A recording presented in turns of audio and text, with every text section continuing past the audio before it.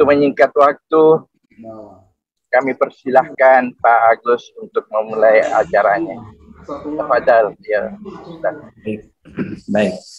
Bismillahirrahmanirrahim. Assalamualaikum warahmatullahi wabarakatuh. Alhamdulillah wassalatu wassalamu ala Rasulillah la haula wala quwata illa billah. Yang saya hormati Prof. Aziz, yang saya hormati Bapak dan Ibu sekalian, alhamdulillah berjumpa lagi dalam keadaan yang baik, dalam keadaan yang sehat. Mudah-mudahan hari ini Allah sedang menyiapkan rahmat dan berkah dan hikmah buat kita semuanya untuk senantiasa kita ini terus mencoba memahami petunjuk-petunjuk dari dalam Al-Quran Al-Karim, firman-firman Allah terkait bagaimana seharusnya kita menjalani proses keberagamaan kita ini sampai akhir hayat kita. Mudah-mudahan kita kapanpun kembali pada Allah dalam kualitas terbaik kita dalam keadaan yang husnul khatimah. Amin ya rabbal alamin. Bapak dan Ibu sekalian, hari ini kita akan melanjutkan kajian ketauhidan kita. Ya, sebuah kajian yang sangat mendasar yang di dalam Al-Quran itu menjadi tema sentral soal ketauhidan itu, dan kemudian diwariskan dari berbagai generasi nabi ke nabi, rasul ke rasul terkait dengan ketauhidan itu. Meskipun syariatnya, fikihnya bisa berbeda-beda, tetapi ketauhidan ini diwariskan secara utuh dari generasi ke generasi. Karena memang beragama ini sesungguhnya adalah proses ketauhidan.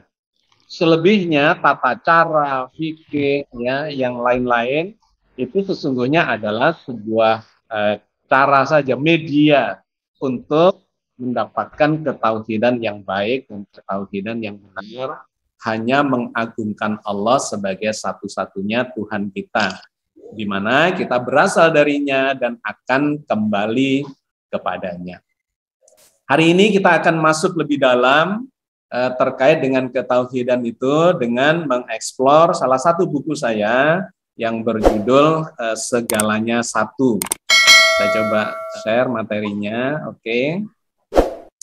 Ini adalah buku serial yang ke-40 ya, yang menjadi salah satu angle untuk mengelaborasi ketauhidan di dalam Al-Quran. Minggu lalu kita sudah bicara tentang bersatu dengan Allah, dengan background pemikiran-pemikiran para sufi ya, atau ajaran-ajaran sufisme dari masa-masa lalu, mulai dari zaman Rasulullah, lanjut kepada Khulafaur Rasyidin, kepada para penerusnya yang mengembangkan pemikiran-pemikiran tentang ketauhidan itu dalam skala yang lebih detail, ya, yang lebih jelentre dan kemudian bisa diterima oleh kalangan yang tidak bersentuhan langsung dengan Nabi, tetapi mendapat arahan-arahan dari mereka yang punya pengalaman itu. Memang terjadi berbagai sudut pandang, sehingga kita sebagai generasi yang sudah sekian jauh dari Rasulullah, itu bisa mempelajari kajian-kajian itu dan kemudian tetap kembali kepada kita. Kita memilih yang mana, apakah memilih salah satunya atau merangkumnya menjadi sebuah kesimpulan yang holistik dan sebagainya, itu adalah tanggung jawab kita masing-masing untuk menjalankan ajaran itu secara personal. Tanggung jawabnya adalah kita dengan Allah semata. Oke, hari ini kita akan melakukan kajian lebih mendalam lagi tentang Allah yang satu dan satu-satunya di jagat raya ini. Bagaimana kita cara mengeksplornya atau membangun kepahamannya? Seperti yang selalu saya sampaikan, Al-Quran mengajari kita untuk mencocokkan antara ayat-ayat kauliyah dengan ayat-ayat kauniyah. Ayat-ayat kauliyah adalah petunjuk tekstual, redaksional yang ada di dalam kitab suci Al-Quran, firman Allah. Sedangkan ayat-ayat kauniyah adalah ayat-ayat yang dihamparkan di jagat raya dalam bentuk ciptaan Allah, makhluk Allah, mulai dari yang makrokosmos, jagat raya, sampai ke mikrokosmos, penyusun paling dasar dari jagat raya dan berbagai peristiwa yang ada di dalamnya. Hari ini kita akan mengambil fenomena-fenomena yang banyak terhampar atau dihamparkan oleh Allah di jagat raya sebagai bukti bahwa Allah itu adalah ada, ya, zat yang ada, yang maha berkuasa dan menciptakan segalanya, dan ternyata cuma satu dan satu-satunya. Ya, ini bagian dari proses untuk membangun keyakinan level 2, yaitu ainul yakin. Ilmul yakin, ya, secara teoritis, dan kemudian ainul yakin, kita membangun kefahaman-kefahaman dari hal-hal yang kita bisa amati, kita bisa buktikan secara empirik di sekitar kita. Oke, Bapak dan Ibu sekalian, kita mulai dari satu ayat yang sangat menarik dari dalam Al-Quran, yaitu surat Yusuf ayat 105. A'udzubillahi minasyaitonirrajim. Bismillahirrahmanirrahim. Wa ka'ayyin min ayatin fis samawati wal ardi yamurruna 'alaiha wa hum anha mu'ridun. Dan banyak sekali tanda-tanda eksistensi Allah di langit dan di bumi yang mereka lalui. Sayangnya, namun mereka tidak mempedulikannya. Jadi Bapak dan Ibu sekalian, Al-Quran senantiasa dan sangat sering berulang-ulang di dalam Al-Quran untuk memancing perhatian kita. Di antaranya kali ini, di dalam ayat ini, Allah mengatakan, wa ka'ayyin min ayatin fis samawati wal ardi. Betapa banyaknya ayat-ayat Allah. Ayat-ayat dimaknai, diterjemahkan sebagai tanda-tanda atau pelajaran atau hikmah atau clue. Tentang apa? Tentang eksistensi keberadaan Allah, Tuhan yang mengendalikan seluruh jagat raya. Di langit dan di bumi yang mereka lalui, mereka amati, mereka observasi, ya, yang kita lalui menjadi sebuah pengalaman baik di bumi di sekitar kita ataupun kalau kita melakukan pengamatan-pengamatan ke jagat raya, keluar angkasa. Sesungguhnya di sana itu ada tanda-tanda eksistensi Allah. Bagi siapa? Bagi yang mempedulikannya. Sayangnya kata ayat ini, wahum anha mu'ridun, mereka tidak mempedulikannya, sehingga kita melihat banyak para ilmuwan, ya, yang sesungguhnya melakukan observasi terhadap tanda-tanda itu justru menjadi sekuler, menjadi agnostik, menjadi bahkan ateis. Dikarenakan apa? Mereka tidak mempedulikannya, bahwa sesungguhnya itu adalah tanda menuju atau tanda tentang keberadaan Tuhan. Oke, jadi poin pentingnya bukanlah karena tanda-tanda itu tidak ada atau apalagi Tuhan itu tidak ada, tetapi poin pentingnya adalah pilihan dari manusia ini untuk bertuhan atau tidak, untuk mempedulikan atau tidak, untuk membangun keyakinan melalui tanda-tanda itu atau tidak. Jadi kembali kepada manusia sebagai makhluk yang diberi kebebasan oleh Allah untuk melakukan pilihan dalam hidupnya. Oke, Bapak dan Ibu sekalian, kita bisa memahami realitas sejati, ya, realitas semu maupun realitas sejati itu dengan menggunakan pendekatan scientific atau menggunakan pendekatan sains.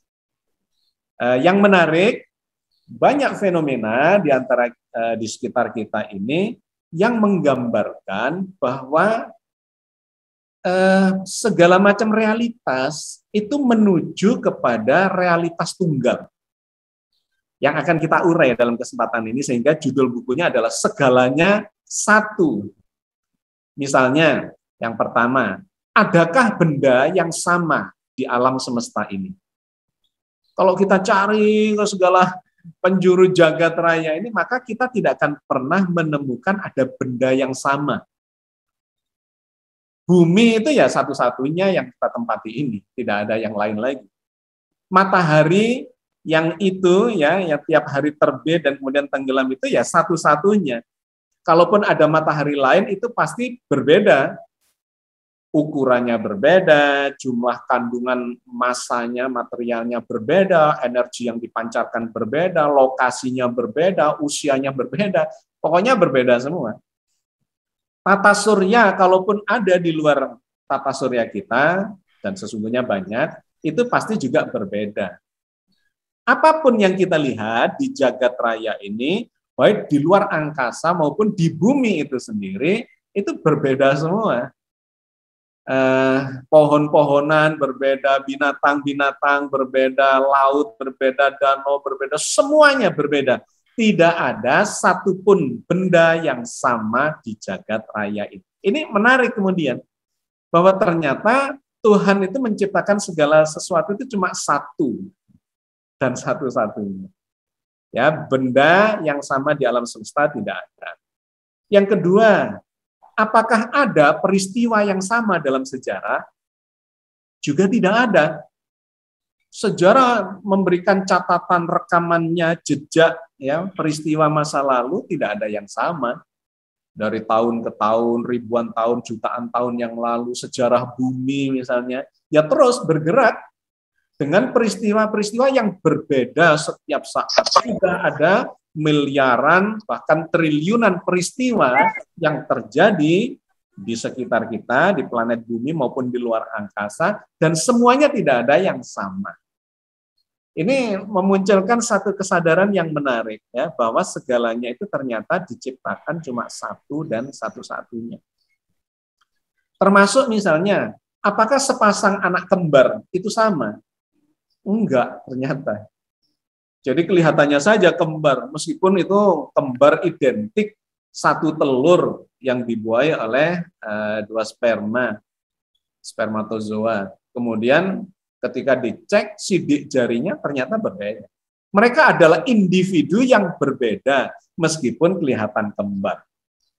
Bahkan benda-benda buatan pabrik sekalipun dengan menggunakan mesin otomatis dan sebagainya, itu sesungguhnya memiliki perbedaan satu benda dengan benda lainnya. Satu produk dan produk yang lainnya itu pasti memiliki perbedaan. Jadi menarik sekali bahwa segala realitas di jagat raya, baik itu benda maupun peristiwa maupun makhluk hidup, itu tidak ada yang sama. Segala sesuatu itu ternyata diciptakan oleh Allah cuma satu dan satu-satunya. Yang namanya Agus Mustafa ini cuma satu. Yang namanya Pak Aziz, Pak Hamid Umar, Pak Dahrial, Pak Taha, dan semuanya kita ini, itu ya cuma satu dan satu-satunya. Ini menjadi cerminan sifat Allah yang maha tunggal. Allah itu adalah Al-Wahid dan Al-Ahad. Al-Wahid itu satu, wahid, ya, dalam hitungan 1, 2, 3. Ahad itu satu-satunya. Jadi satu dan satu-satunya. Allah itu memiliki sifat Al-Wahid, satu, dan Al-Ahad, satu-satunya, yang kemudian ini diwujudkan di dalam segala ciptaannya, yang ternyata mewakili sifat Allah yang satu dan satu-satunya itu. Masya Allah, ya. Luar biasa. Ini menjadi pondasi sekaligus puncak dari seluruh kualitas keberagamaan kita, yang disebut sebagai tauhid. Ya, jika tidak, maka kita akan menjadi musyrik yang dikategorikan sebagai sebuah dosa besar yang tidak terampunkan. Jadi Bapak dan Ibu sekalian, di level experience, di level ainul yakin, kita membangun bukti-bukti, mencari bukti-bukti empirik di sekitar kita tentang sifat-sifat Tuhan itu. Ada 99 Asmaul Husna misalnya, atau ada yang menyebut lebih, ada yang menyebut kurang, ya, bergantung, itu bukan sebuah angka fix 99, tetapi poin pentingnya adalah Allah memiliki sifat-sifat Asmaul Husna itu. Dan itu diwujudkan oleh Allah di dalam realitas ciptaannya.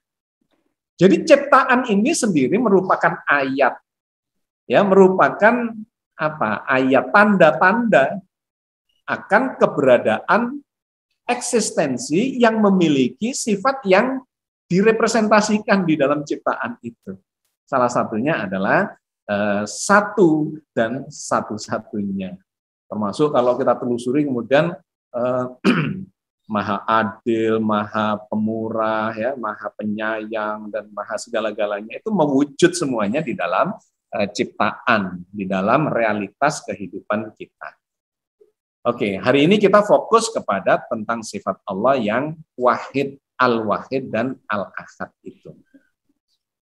Nah, maka kalau kita melihat segala macam ya ragam contoh di sekitar kita, semuanya itu menunjukkan segalanya ini memang cuma satu.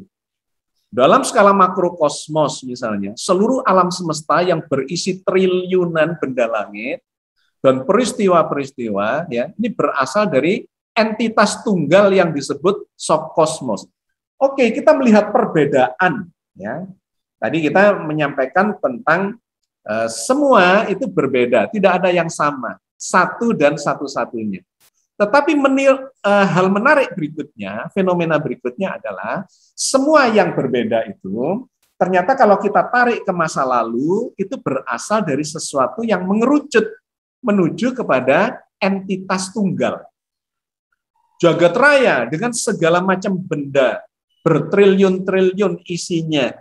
Itu kalau kita tarik ke masa lalu, sejarah jagat raya, maka semuanya akan mengarah kepada yang semakin menyempit, dan ujungnya itu berasal dari sesuatu yang nenek moyang dari segala realitas jagat raya. Yang di dalam ilmu kosmologi atau astrofisika dikenal sebagai subkosmos. Jeladrenan atau leburan dari segala yang ada. Ya, nanti saya jelaskan pada bagian berikutnya bagaimana realitas jagat raya di awal waktu ketika jagat raya itu masih dalam keadaan yang sangat kecil, sangat awal. Bagaimana kondisinya itu mulai bisa dihitung dan diprediksi dengan menggunakan pendekatan-pendekatan ilmu astrofisika atau fisika modern. Jadi segala realitas jagat raya yang kelihatannya berbeda-beda, sesungguhnya itu adalah penampakan dari sesuatu yang dulunya sama. Ibaratnya pohon berasal dari satu biji, kemudian keluar akarnya, keluar batangnya, kemudian bercabang, kemudian punya ranting, kemudian punya daun-daunan yang kelihatannya semakin berbeda, padahal itu menjadi satu kesatuan dari pohon itu yang asalnya cikal bakalnya adalah sama. Setelah terjadi Big Bang, ya kalau cerita tentang jagat raya, maka yang namanya ruangan jagat raya, kemudian waktu, yaitu ukuran pergerakan jagat raya, terus materi, benda-benda material yang ada di dalamnya, kemudian energi yang menjadi kekuatan menggerakkan dinamika alam semesta. Ya. Itu sesungguhnya dulunya ada di satu titik yang lebur yang disebut sebagai subkosmos, ya ruang, waktu, materi, energi, kemudian mengembang ke segala arah, membentuk segala realitas yang kelihatannya berbeda-beda seperti yang kita amati dewasa ini. Oke, nah Bapak dan Ibu sekalian, dalam pendekatan saintifik, sekarang ini ilmu yang berbeda-beda ini semakin mengerucut kembali untuk melebur. Jadi awalnya dalam filosofi ilmu, dulu kan semuanya ini berasal dari filsafat ya. Para filsuf itu memiliki ilmu yang beragam, cuma general gitu ya, generik. Ya paham ilmu matematika, ya paham fisika, paham biologi, paham segala macam tentang jagat raya, ilmu sosial, bahkan ilmu politik. Itu menjadi satu kesatuan. Tetapi karena butuh spesifikasi, butuh spesialisasi, maka kemudian berkembang menjadi berbeda-beda. Tetapi sekarang semakin ke masa depan, ya, semakin ke futuristiknya, ternyata memang kita ini tidak bisa memisahkan segala macam ilmu itu. Karena ternyata masing-masing ilmu itu memiliki peran untuk membangun kesimpulan terhadap realitas jagat raya dan segala isinya ini. Ya, di dalam ilmu kedokteran sendiri, kemudian sekarang misalnya tidak cukup hanya ilmu tentang biologi misalnya. Tetapi kemudian semakin melibatkan banyak ilmu-ilmu yang lain, ya kimia harus memahami, fisika juga, dan ternyata ilmu jiwa itu juga melibatkan hal yang macam-macam yang membangun atau menyebabkan sosok jiwa itu mengalami dinamika. Itu ternyata luar biasa, bisa karena politik, bisa karena urusan sosial, bisa karena ekonomi, dan Masya Allah. Jadi ketika kita mencoba memahami sebuah realitas, ternyata kita mengarah kepada sebuah penyatuan kembali. Dan ini fakta yang dialami oleh sains.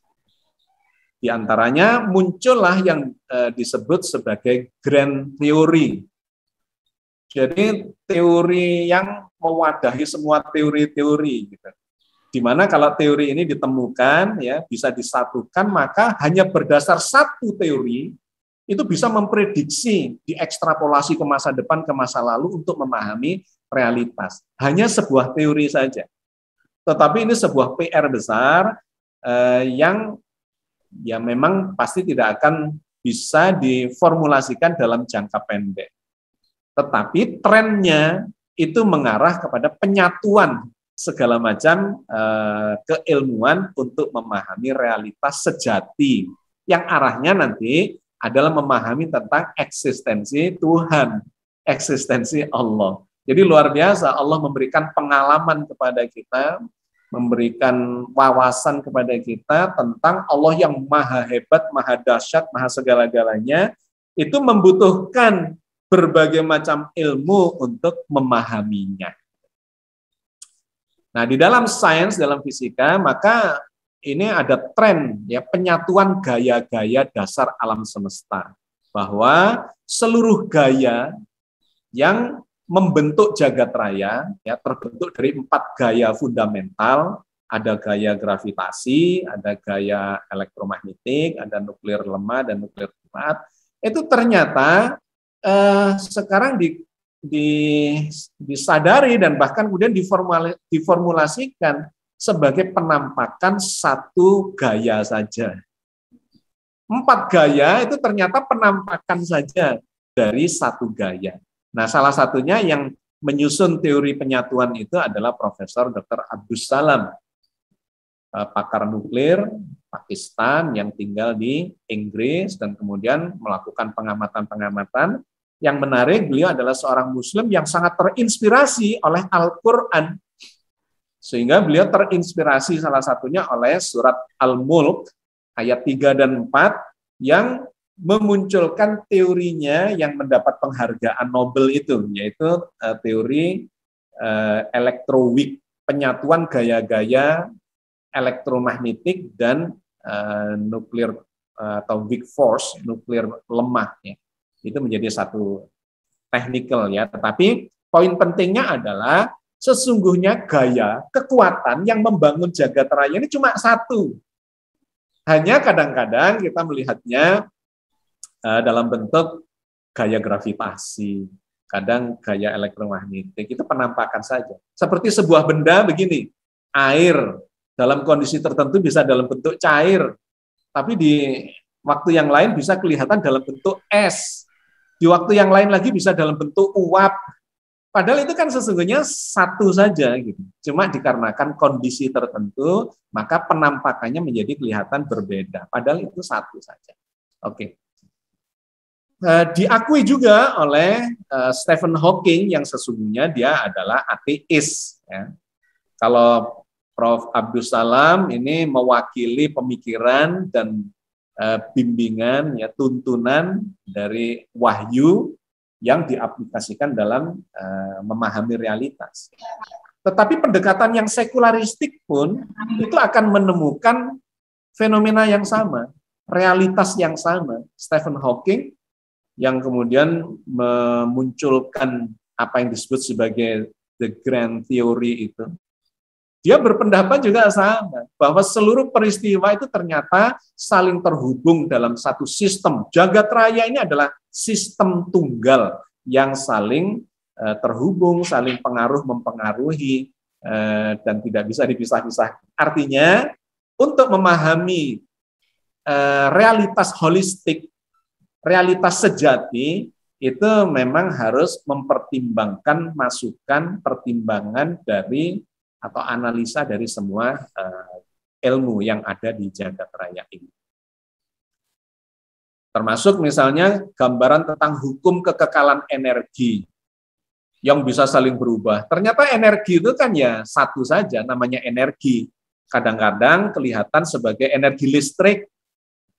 Tetapi energi listrik bisa diubah menjadi gerakan, misalnya kipas angin, menjadi energi mekanik.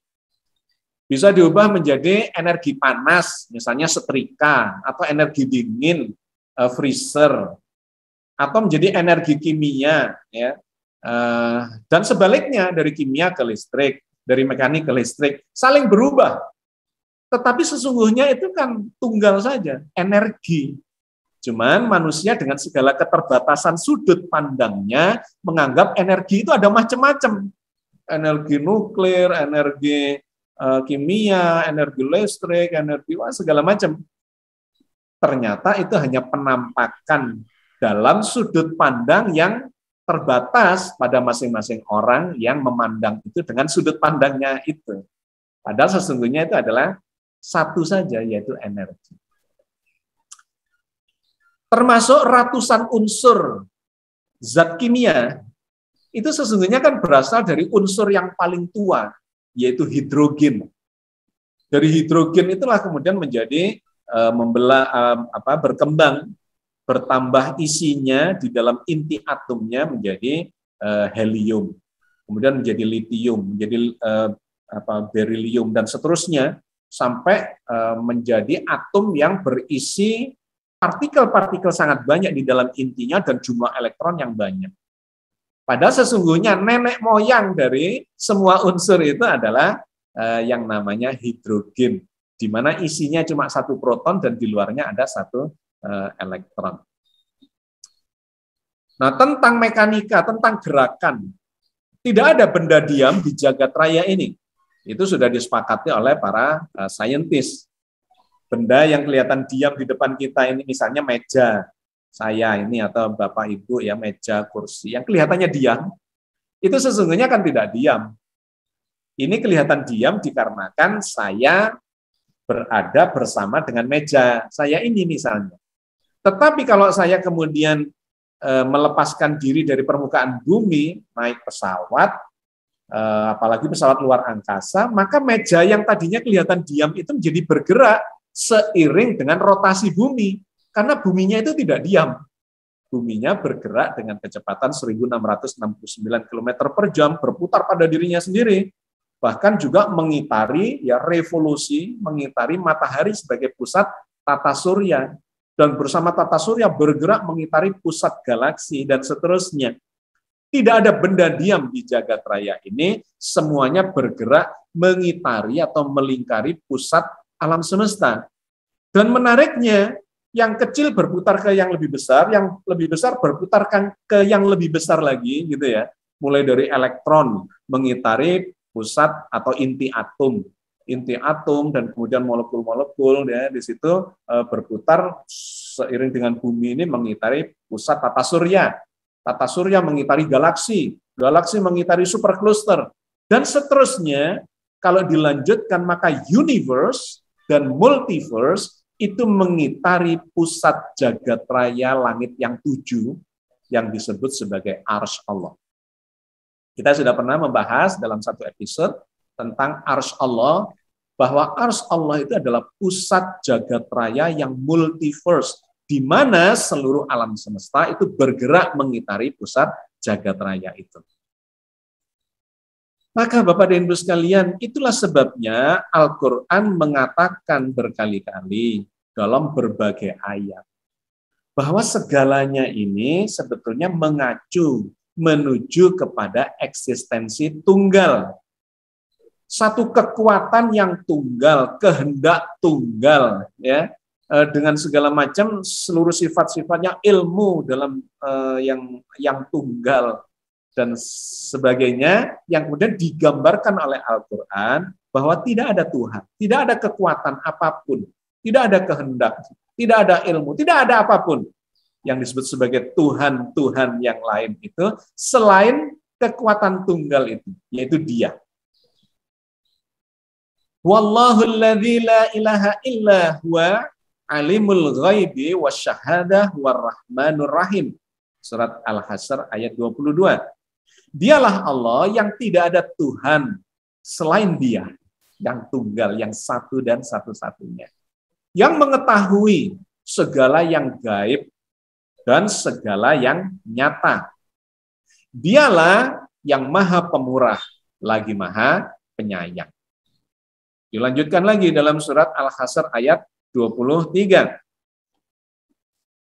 Wallahu alladzi la ilaha illahu al-malikul quddusus salamul mu'minul muhaiminul azizul jabbarul mutakabbir subhanallahi amma yusyrikun.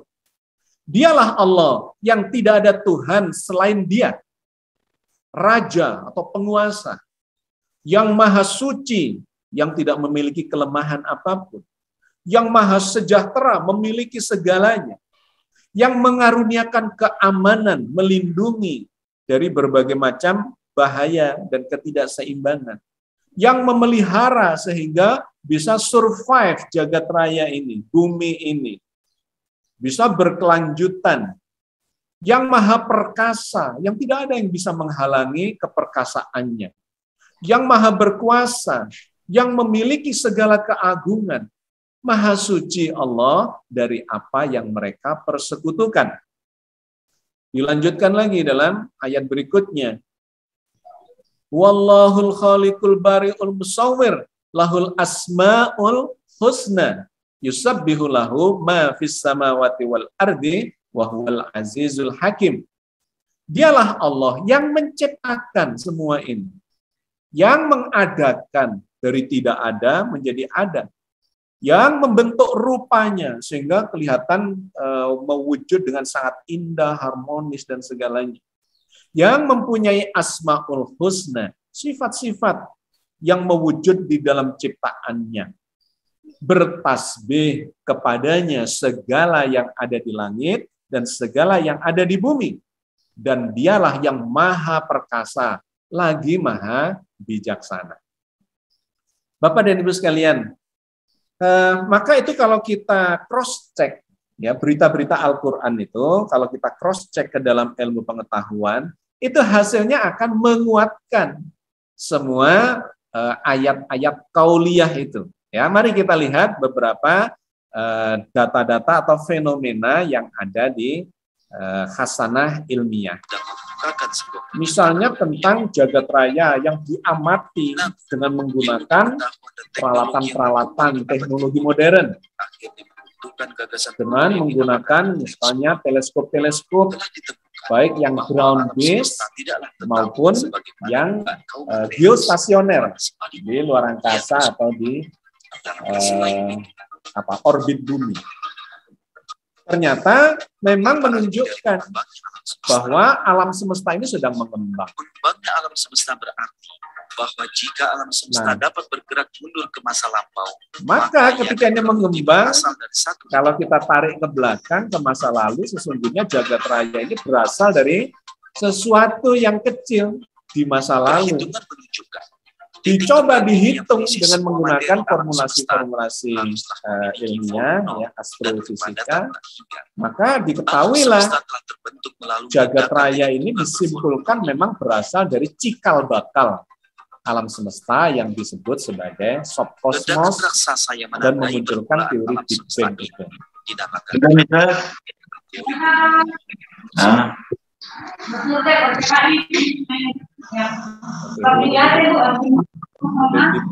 Tolong dimatikan dulu yang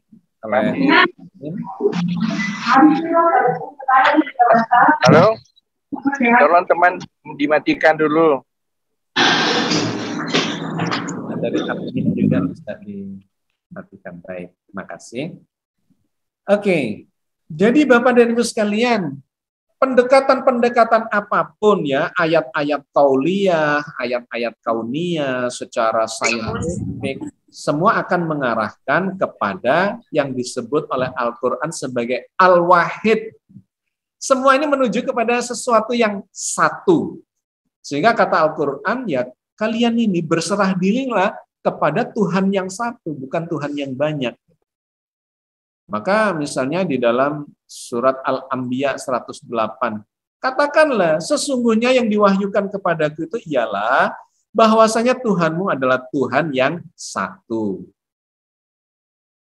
Wahid, maka hendaklah kamu berserah diri hanya kepadanya. Ya, saya jajar saja ini firman-firman Allah yang sangat menarik dan data-data ilmiah supaya kita bisa mendapatkan kekayaan sudut pandang dan menghasilkan kesimpulan yang holistik dan komprehensif. Maka kata Al-Quran, jangan menyembah dua Tuhan. Allah berfirman, janganlah kamu menyembah dua Tuhan. Artinya ya Tuhan Allah, tapi juga ada Tuhan-Tuhan yang lain. Sesungguhnya dia Tuhan yang satu. Maka hendaklah kepadaku saja kamu takut, dan kepadanya lah segala yang ada di langit dan kepunyaannya lah segala yang ada di langit dan di bumi, dan untuknya lah ketaatan itu selama-lamanya. Mengapa? Maka mengapa kamu bertakwa kepada selain Allah? Jadi Al-Quran mengajarkan logika yang sangat mendasar. Kalau memang semua realitas ini menuju kepada satu yang tunggal, kenapa kita ini mencari Tuhan atau bertuhan kepada yang selain yang satu itu, gitu ya? Jadi menarik cara Al-Quran memberikan bimbingan, guidance kepada kita. Tuhan itu hanya satu, bukan banyak, gitu ya? Dikasih logika-logikanya. Dan berhala-berhala yang mereka seru selain Allah tidak dapat membuat sesuatu apapun. Sedang berhala-berhala itu sendiri malah dibuat oleh manusia. Berhala-berhala itu benda mati, tidak hidup. Dan berhala-berhala itu tidak mengetahui bilakah atau kapankah penyembah-penyembahnya akan dibangkitkan. Tuhan kamu adalah Tuhan yang satu. Maka orang-orang yang tidak beriman kepada hari akhirat, hati mereka mengingkari keesaan Allah itu. Sedangkan mereka adalah orang-orang yang menyombongkan diri, tidak mau mendengarkan nasihat, tidak mau mendengarkan atau memahami realitas dan mengakui realitas itu artinya sebuah kesombongan. Sudah jelas-jelas semua ini mengarah kepada sesuatu yang tunggal, yang maha berkuasa, maha segala-galanya, tapi itu dinafikan gitu ya. Itu banyak orang-orang yang bahkan para ilmuwan ateis, ilmuwan agnostik, yang sesungguhnya mereka merasakan di dalam hatinya, di dalam jiwanya bahwa ini ada kekuatan yang mengendalikan, tetapi mereka menyombongkan diri dan tidak mau mengakui. Nah, Al-Quran menggambarkan itu dalam proses pencariannya Ibrahim. Itulah Tuhannya Ibrahim yang kemudian diajarkan kepada kita. Adakah kamu hadir ketika Yakub kedatangan tanda-tanda maut? Yakni ketika dia berkata kepada anak-anaknya, apa yang kamu sembah sepeninggalku? Mereka menjawab, kami akan menyembah Tuhanmu dan Tuhan nenek moyangmu, yaitu Tuhan Ibrahim, Ismail, dan Ishak. Karena Yakub itu adalah keturunan dari Ishak, keturunan Ibrahim melalui jalur Nabi Ishak. Yaitu Tuhan yang satu, dan kami hanya tunduk patuh kepadanya. Oke. Jadi Islam dengan sangat jelas memberikan gambaran-gambaran. Termasuk Ibrahim katanya bisa memberikan bukti bahwa secara argumentatif Tuhan itu ya memang cuma satu. Qala barrabbukum rabbus samawati wal ardi alladzi fatarahunna wa ana ala dzalikum minasyahidin. Ibrahim berkata, sebenarnya Tuhan kamu itu adalah Tuhan langit dan bumi yang telah menciptakan keduanya. Dan aku termasuk orang-orang yang dapat memberikan bukti atas yang demikian. Jadi keimanan, ketauhidan di dalam Islam itu dibangun dengan sangat kokoh.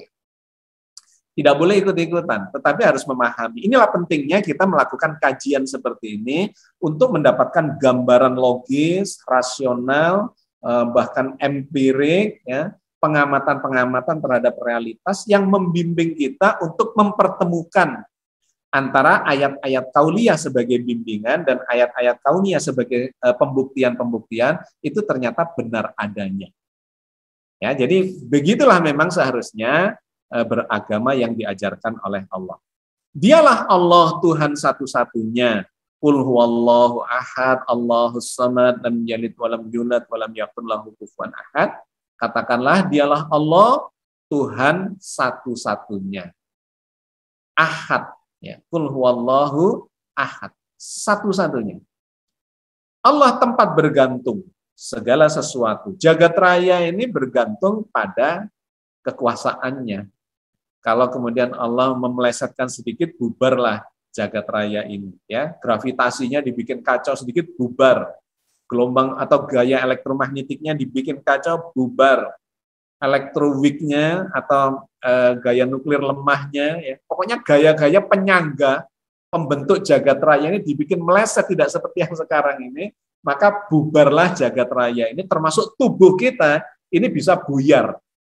Karena tubuh kita ini tersusun dari sel, selnya tersusun dari molekul, molekulnya tersusun dari atom, atomnya terikat oleh gaya-gaya nuklir. Gaya nuklir lemah membentuk partikel, gaya nuklir kuat membentuk inti, kemudian elektromagnetik membentuk atom dan molekul. Dan kalau itu dibikin meleset, bubar tubuh kita ini, Masya Allah. Jadi dialah Tuhan satu-satunya tempat bergantung segala sesuatu. Tidak beranak, tidak pula diperanakkan, dan tidak ada satupun yang setara dengannya. Jadi luar biasa. Sekali lagi Al-Quran mengarahkan pada kita. Oke, di bagian-bagian akhir saya ingin menunjukkan beberapa bukti terkait dengan pendekatan yang saintifik tentang keesaan Allah sebagai Tuhan yang satu-satunya itu. Al-Quran dengan jelas menggambarkan jika ada banyak Tuhan, maka bubarlah ya. Sekiranya ada di langit dan di bumi Tuhan-Tuhan selain Allah, tentulah keduanya telah binasa. Maka Maha Suci Allah yang mempunyai ars dari apa yang mereka sifatkan. Dia tidak ditanya tentang apa yang diperbuatnya, dan merekalah justru yang akan ditanyai. Apakah mereka mengambil Tuhan-Tuhan selain Dia? Katakanlah, unjukkanlah hujahmu, argumentasimu, dalil-dalilmu. Gitu ya. Al-Quran ini adalah petunjuk bagi orang-orang yang bersamaku dan petunjuk bagi orang-orang sebelumku. Sesungguhnya kebanyakan mereka tidak mengetahui kebenaran. Karena itu mereka itu berpaling. Jadi orang-orang yang menafikan itu dikatakan berpaling. Mereka adalah orang-orang yang tidak paham tentang kebenaran. Gitu ya. Belum sampai ilmunya. Ya, di ayat yang lain dikatakan bahwa belum sampai ilmunya. Tetapi didahului oleh kesombongannya. Jadi sudah belum sampai ilmunya sombong, maka ya tidak ketemu. Kita harus rendah hati, terbuka, memahami segala situasi ini. Sesungguhnya Tuhan kamu ialah Allah yang menciptakan langit dan bumi dalam 6 masa, kemudian bersemayam di atas ars dan mengatur segala urusan. Tidak ada seorang pun yang akan memberi syafaat kecuali sesudah ada izinnya. Yang demikian itu adalah Allah Tuhan kamu, maka sembahlah Dia. Maka apakah kamu tidak mengambil pelajaran? Kata surat Yunus ayat 3. Jadi banyak pelajaran di jagat raya ini. Ini kalau kita eksplor tentang penciptaan jagat raya ya, yang menarik yang katanya 6 hari tadi itu. Pendekatan ilmiahnya memang mengatakan ada 6 tahap. 1, 2, 3, 4, 5, 6. Yang istilah Al-Qur'annya adalah visitati ayyamin. 6 hari atau 6 masa atau 6 fase. Jadi luar biasa Al-Quran ini memberikan gambaran-gambaran kepada kita yang ketika dicocokkan dengan realitas itu memang memberikan bukti-bukti tentang kebenaran Al-Quran itu. Jadi sesaat diciptakan dari Big Bang, kemudian dia masuk kepada sebuah proses di mana hanya ada proses dark matter. Jadi ada materi-materi awal ya, yang materi gelap yang hanya berisi proton. Kemudian ini diteruskan menjadi ion-ion ya, nukleon form dalam bentuk partikel-partikel di awal waktu itu. Kemudian ini waktunya sangat singkat dari penciptaan atau dari saat penciptaan, hanya 10⁻⁻10 detik. 1/10 miliar detik. Nah, itu di sini. Ini 1/10 pangkat minus 4, artinya 1/10 ribu detik. Di sini adalah 1/100, ini 100 detik. Ini sekian tahun, 3 kali 10 pangkat 5. Berarti 300. Fisika ini, ahli atom. Dan seterusnya, ini 10 pangkat 10 miliar tahun. Dan ini adalah today, atau sekarang, di mana jagat raya sudah berisi dengan segala macam. Itu adalah tahapan-tahapan menurut pendekatan saintifik yang bisa dijelaskan secara saintifik. Ya, ini dalam bentuk yang lain, sama digambarkan sekian sepersekian second dan seterusnya sampai sekarang. Nah, ini ada apa yang saya ceritakan itu dalam bentuk apa namanya? The universe is everything. Video. Bagaimana ilmu pengetahuan menggambarkan tentang to the largest galaxies, step-step jagat raya itu, to the very existence of space, time, and life. But how did it all begin? Bagaimana origins of the universe? The origin of the universe is the origin of everything. Multiple scientific theories, plus creation myths from around the world, have tried to explain its mysterious genesis. However, the most widely accepted explanation is the Big Bang Theory. Sains memunculkan teori bahwa semua itu The Big Bang Theory states that the universe began as a hot and infinitely dense point. Only a few millimeters wide, it was similar to a supercharged black hole. Inilah cikal bakal alam About semesta. 13.7 billion years ago, this tiny singularity violently exploded. Miliar and it is from this explosion, this bang, that all matter, energy, space, and time were created. Materi, energi, what happened next were waktu. two major stages of the universe's evolution. Called the radiation and matter eras, they're defined by key events that helped shape the universe. Yang waktu itu belum ada lautan energi. First came the radiation era, named for the dominance of radiation right after the Big Bang. Kemudian menghasilkan This era is made of smaller stages called epochs that occurred within the universe's first tens of thousands of years. Ya, ini ada the earliest is the Planck epoch. No matter existed in the universe at this time.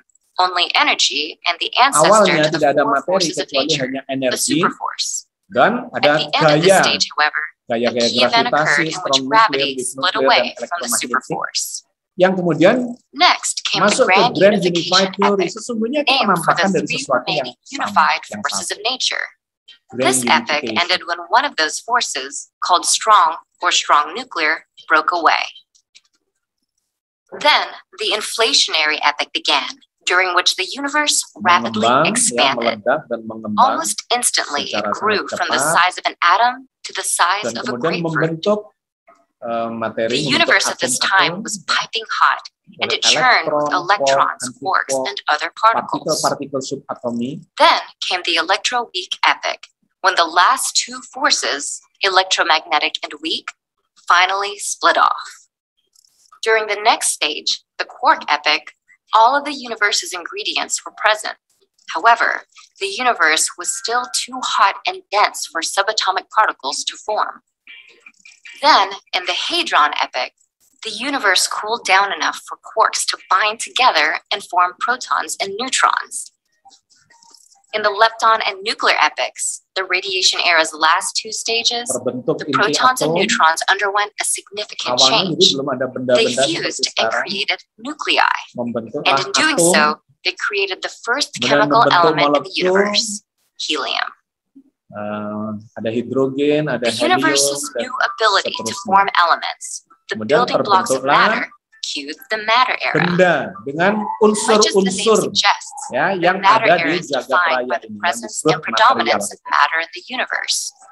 It features three epochs that span billions of years, the vast majority of the universe's lifespan, and includes the present day. The first was the atomic epoch. In this stage, the universe's temperature cooled down enough for electrons to attach to nuclei for the first time. Called recombination, This process helped create the universe's second element, hydrogen. This hydrogen, along with helium atoms, dotted the universe with atomic clouds. Within the clouds, small pockets of gas may have had enough gravity to cause atoms to collect. These clusters of atoms, formed during the galactic epoch, became the seedlings of galaxies. Nestled inside those galaxies, stars began to form. And in doing so, they cued the latest and current stage of the universe's development, the stellar epoch. The formation of stars then caused a tremendous ripple effect and helped shape the universe as we know it. Heat within the stars caused the conversion of helium and hydrogen into almost all the remaining elements in the universe. In turn, those elements became the building blocks for planets, moons, lantas membentuk planet atom-atom itu atau everything we see today. Nah, seperti yang kita lihat sekarang. This ecosystem of everything was only possible because of the many stages in the universe's development. While countless questions about the origins of our universe remain, it's only a matter of time for some long-sought answers to emerge. Oke ya, jadi saya cuma ingin menggambarkan tentang apa yang saya ceritakan tadi, bahwa seluruh realitas ini kalau ditarik ke masa lalu, itu menjadi cikal bakal dari segala sesuatu. Nah, menariknya kalau dilanjutkan lagi, ini bagian-bagian akhir, muncul dari ketiadaan. Jagat raya adalah suatu kesatuan alam yang tersusun dari ruang, waktu, materi, energi, materi, informasi. Muncul dan eksis setelah Big Bang dari singularitas. Singularitas itu sesungguhnya adalah sebuah ketiadaan. Ada simbolnya seperti angka 0 tetapi nggak ada isinya. 0 itu artinya tidak ada, tetapi disimbolkan sebagai sebuah 0. Singularitas. Superforce asal muasal gaya-gaya kuantum penyusun jagat raya yang disebut gaya nuklir lemah, gaya nuklir kuat, gaya elektromagnetik, dan gaya gravitasi. Jadi awalnya itu cuma ada superforce itu yang muncul dari ketiadaan dan kemudian membangun atau terbentuklah segala macam benda-benda tadi, ruang, waktu, materi, dan energi, itu terbentuk dikarenakan ada gaya yang disebut sebagai superforce. Nah, dari mana munculnya gaya itu kemudian tidak bisa dijelaskan oleh para ilmuwan sekuler, tapi sangat mudah menjelaskannya bagi orang-orang yang beragama atau bertuhan, bahwa ya kekuatan itu dari yang maha memiliki kekuasaan, yang dalam istilah Al-Quran digambarkan sebagai kun, perintah penciptaan, maka jelentreh menjadi kekuatan untuk terbentuknya segala macam. Karena itu ketika diamati ke masa lalu menjadi unifikasi, grand theory, semuanya itu mengarah kepada sesuatu yang satu saja. Itulah yang digambarkan oleh Al-Quran bahwa langit dan bumi itu dulunya satu padu. Apakah orang-orang ingkar itu tidak mengetahui bahwa langit dan bumi keduanya dahulu satu padu? Kemudian kami pisahkan antara keduanya, dan dari air kami jadikan segala sesuatu yang hidup. Ya, sesuatu yang padu segalanya ini. Segala macam unsur, tadi kita sudah mendengarkan, itu juga berasal dari sesuatu yang tunggal saja, yaitu yang paling kiri ini, atom hidrogen, dan kemudian menjadi beranak atau berkembang menjadi atom-atom yang lain, yang jumlahnya sekarang sekitar lebih dari 100 ya, unsur. Dari hidrogen, helium, litium yang isinya semakin banyak. Semua benda bergerak mengelilingi ars. Sesungguhnya Tuhan kamu ialah Allah yang telah menciptakan langit dan bumi dalam 6 masa, lalu dia bersemayam di ars. Dia menutupkan malam kepada siang yang mengikutinya dengan cepat, dan matahari, bulan, serta bintang beredar tunduk kepada perintahnya. Ingatlah menciptakan dan memerintah hanyalah hak Allah, Maha Suci Allah, Tuhan yang menguasai seluruh alam. Ya, ini menggambarkan segala macam benda bergerak. Oke, saya lewati saja. Maka kata Al-Quran, Allah itu satu-satunya Tuhan jagat raya. Maka bagi Allah segala puji, Tuhan langit dan Tuhan bumi, Tuhan semesta alam, dan baginya lah keagungan di langit dan di bumi. Dialah yang maha perkasa, lagi maha bijaksana. Nah, termasuk pada diri manusia. Kita bicara alam tadi, sekarang pada diri manusia, seluruh kinerja organ dalam tubuh kita itu dikendalikan oleh satu organ canggih namanya otak. Ratusan jenis sel di dalam tubuh kita semuanya berasal dari satu jenis sel induk yang membelah, kemudian menjadi lebih dari 200 jenis sel. Ribuan enzim yang menyokong kehidupan tubuh kita berasal dari enzim tunggal, ya, RNA. Informasi yang mengendalikan seluruh peristiwa di dalam tubuh kita juga berasal dari inti sel. Nah, sehingga ketika kita mencoba memahami tentang dunia seluler itu, kita akan mendapati sesuatu yang sangat menarik, ya, fenomena-fenomenanya, bahwa organisme ini tersusun dari organ dari jaringan sel, kemudian terdiri dari sel, kemudian selnya dikendalikan oleh inti sel, kemudian inti selnya tersusun dari molekul, molekulnya dari atom, atomnya tersusun dari partikel subatomik, partikel subatomik dari gaya-gaya kuantum itu, dan kemudian muncul dari ketiadaan. Ya, yang ini menggambarkan tentang betapa beragamnya sel-sel di dalam tubuh kita itu. Ada ratusan shape and size, bentuk dan ukuran dari sel-sel tubuh kita, yang semuanya terkontrol, terkendali, mengikuti sebuah sistem, sehingga membentuk sebuah tujuan. Padahal prosesnya itu, ada berapa tadi? 100. Tubuh kita terdiri dari kira-kira 100 triliun sel yang terkoordinasi dengan sangat baik.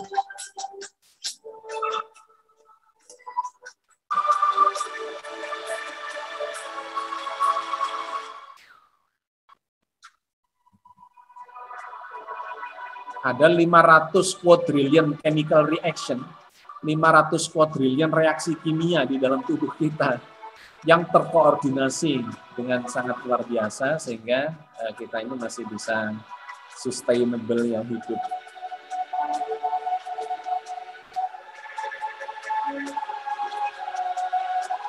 Memiliki fungsi-fungsi, ya, yang sangat beragam, tetapi untuk satu tujuan, agar survive. Sehingga itu mengarahkan kita pada satu kekuatan, kekuasaan yang mengendalikan. Pasti bukan 2 atau 3 atau banyak.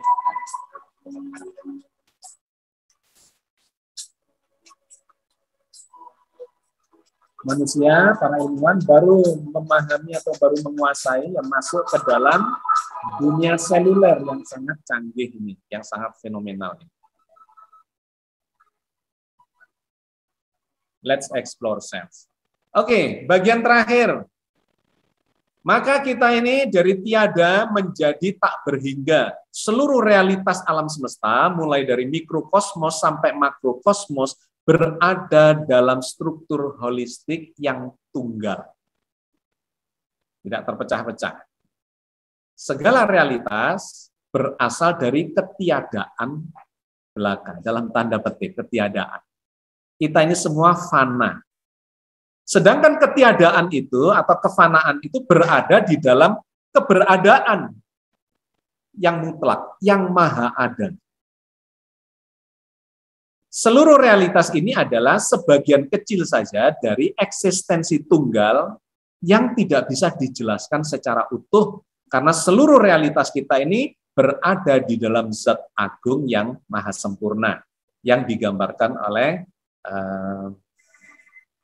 video ini sebagai penutup dari presentasi saya, bahwa makrokosmos sampai mikrokosmos sesungguhnya adalah tunggal belaka.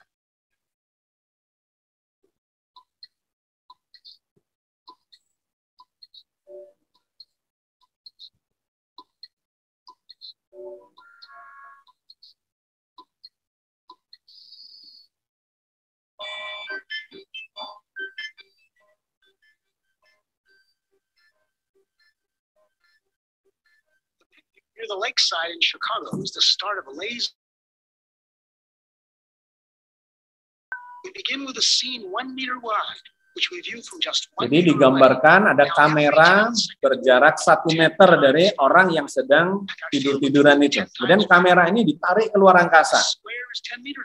Jarak 10 meter, maka kelihatanlah dia semakin kecil. Terus lagi ditarik keluar angkasa pada jarak 100 meter. Maka manusia itu ternyata makhluk yang kecil ya di permukaan bumi ini.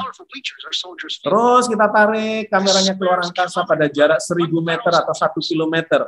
Semakin kecil dan tidak kelihatan manusia itu, melainkan kelihatanlah lingkungannya pada jarak 1 kilometer. Sekarang 10 kilometer. Maka semakin tidak kelihatan, bahkan detil-detil dari permukaan bumi itu semakin kabur, ya. Apalagi pada jarak 100 km. Dan pada jarak 1000 km atau 1 juta meter, kita akan mulai melangkah atau memasuki angkasa luar, di luar atmosfer kita, dan bumi mulai kelihatan bentuknya pada jarak 10.000 km ini sekarang.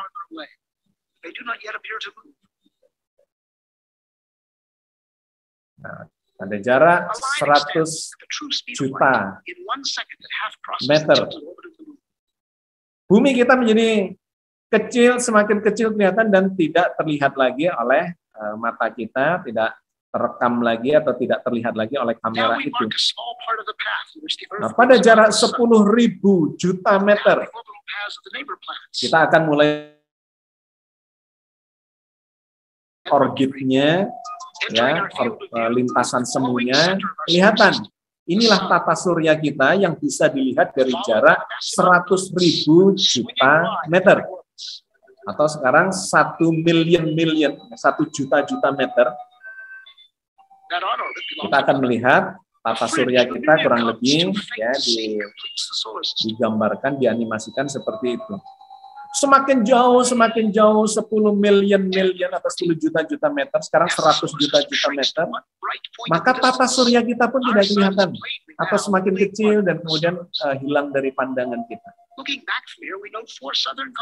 Sekarang 1000 juta meter, yang kelihatan adalah konstelasi, bintang-bintang. Tata surya nggak kelihatan, apalagi bumi kita. Ini sekarang 1 tahun cahaya, yaitu sekitar 10 triliun kilometer dari jarak dari bumi. Nggak kelihatan, hilang sudah bumi kita, apalagi kita yang ada di permukaan bumi itu.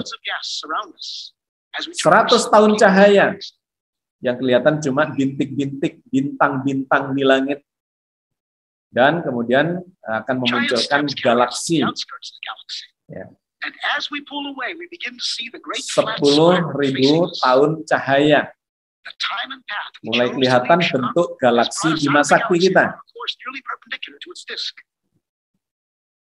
100.000 tahun cahaya. Galaksi akan kelihatan semakin kecil dan terlihat galaksi-galaksi lainnya di sekitar galaksi Bima Sakti itu. Bintik-bintik cahaya itu sekarang adalah galaksi-galaksi yang semakin kecil terlihat pada jarak 10 juta tahun cahaya. Ini kalau diteruskan, nggak ada habisnya. Ya, melihat makrokosmos yang tidak ada batasnya, belum diketahui oleh ilmuwan sampai sekarang. Sehingga dalam video ini kemudian diputuskan, sudahlah kita kembali lagi ke bumi. Kalau tadinya kita melihat makrokosmos, maka kita sekarang ingin melihat mikrokosmos. Bagaimana keadaan mikrokosmos kita? Maka kamera digambarkan kembali lagi menuju ke arah bumi, mendekat dengan kecepatan yang sangat tinggi, ya. 10 tahun cahaya, 1 tahun cahaya dari bumi, 1000, 100, 10, dan seterusnya. Kita semakin mendekati, masuk di tata surya, menuju ke bumi kita, pada jarak 1000 juta meter. Nah, sekarang kita masuk ke atmosfer bumi. 1000 km, 100 km, 10 km, 100 meter, 10 meter. Kemudian kita mencoba melihat ke jaringan sel. Ya, jarak 1 meter kita menuju kameranya ini, anggaplah bisa melihat mikrokosmos mendekat ke arah kulit tangannya pada jarak 10 cm. Mulailah kelihatan tekstur dari kulit kita. Jarak 1 cm. Kelihatanlah lekuk-lekuk dari permukaan kulit kita. Kalau diteruskan lagi pada jarak 1 mm, kelihatan betapa ternyata kulit yang seperti mulus, halus itu ternyata kayak begini bentuknya. Diteruskan lagi 100 mikron, maka kita akan masuk ke dunia sel, ya, ke jaringan-jaringan seluler. 10 mikron. Among its vital organelles, the porous wall of the cell nucleus appears. Nah, 1 mikron kita akan masuk ke inti sel dan kemudian kita melihat ada untai DNA, kromosom untai DNA dan seterusnya. Pada jarak 1000 angstrom kita akan melihat susunan molekul dari penyusun atau dari DNA kita itu. Mendekat lagi pada jarak 10 angstrom, maka kita mulai melihat di level penyusun molekul, yaitu atom, di mana kelihatan digambarkan elektron-elektron sebagai bentuk awan elektron. Kalau diteruskan lagi 0,1 angstrom, kita akan memasuki wilayah antara awan elektron dengan inti atom. Dan ketika masuk terus 0,01 angstrom, kita akan masuk ke inti atom yang berisi partikel-partikel subatomik, yaitu ada proton, ada neutron, ada neutrino, dan sebagainya di dalam inti atom itu. Dan kalau kita lihat lagi, lebih dekat lagi penyusun dari inti atom itu, pada jarak 0,001 angstrom, 1 angstrom, maka dia akan tersusun dari partikel-partikel kuantum, quark, dan partikel-partikel kuantum. Yang kalau kita teruskan lagi, pada jarak 0,000 sekian angstrom, semuanya itu tidak ada. Bapak dan Ibu sekalian, Masya Allah, ternyata kita ini tersusun dari ketiadaan. Terdiri dari gaya-gaya kuantum yang itu menggambarkan sebenarnya kita, ya, kalau diteruskan ke belakang, tidak ada. Jadi seluruh jagat raya ini sesungguhnya tidak ada, tersusun dari sesuatu yang tidak ada. Tubuh kita juga tersusun dari sesuatu yang tidak ada, yang semua itu terpancar dari yang maha ada. Itulah sebabnya digambarkan dalam pendekatan sufistik, bahwa yang maha ada itu ya cuman Allah saja. Makhluk itu ternyata semu, fana, belaka. Digambarkan sebagai antara pelita dengan cahayanya, gitu ya. Allah itu adalah sumber segala cahaya, pelitanya, dan kemudian makhluk ini bagaikan cahaya, pendarannya saja. Yang itu sesungguhnya adalah pancaran, bukan realitas, melainkan pancaran dari sesuatu yang ada. Oke, Bapak dan Ibu sekalian, saya kira saya cukupkan sampai di sini presentasinya. Dan Tuhanmu adalah Tuhan yang satu, tidak ada Tuhan melainkan Dia yang maha pemurah, lagi maha penyayang. Katakanlah dialah Allah, Tuhan satu-satunya. Allah adalah Tuhan yang bergantung kepadanya segala sesuatu. Dan janganlah kamu sembah bersama Allah Tuhan apapun yang lain. Tidak ada Tuhan melainkan Dia. Segala sesuatu pasti bakal binasa. Kecuali Allah saja, baginya lah segala penentuan dan hanya kepadanya lah kamu bakal dikembalikan. Oke, Bapak dan Ibu sekalian, saya kembalikan kepada Prof. Aziz. Terima kasih.